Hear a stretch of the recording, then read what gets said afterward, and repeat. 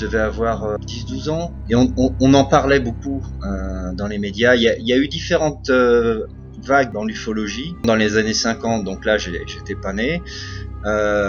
Ensuite, dans les années 70, c'est vrai que Jean-Claude Bourret en parlait beaucoup, il écrivait des bouquins là-dessus. Je m'intéressais à ces histoires un peu fantastiques. Il y avait Temps X à la télé avec les Bogdanov. Enfin bon, c'était toute une époque où les gens parlaient de ça et c'était pas encore immédiatement tourné en ridicule. Il y avait un petit intérêt. Et donc moi c'est né en fait à cette époque. Je me rappelle, j'avais fait une photo d'un ovni, mais je faisais croire que c'était un ovni. C'était un grand plaisir. J'avais lancé un frisbee.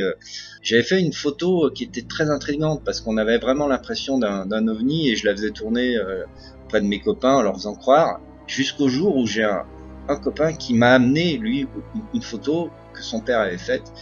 Mais là, pour le coup, c'était pas du tout un trucage, c'était une vraie photo d'OVNI et on voyait une sorte de lentille bleue très vive dans le ciel. Et là, je me suis dit, ah ouais, en fait, ça doit réellement exister. Donc je crois que ma passion est née à peu près à ce moment-là. Moi, je n'ai jamais rien vu ufologique, mais je reste persuadé qu'il y a quelque chose, mais pas forcément extraterrestre. C'est d'ailleurs ce qui a nourri Constellation. Cette envie de parler de ça, mais différemment.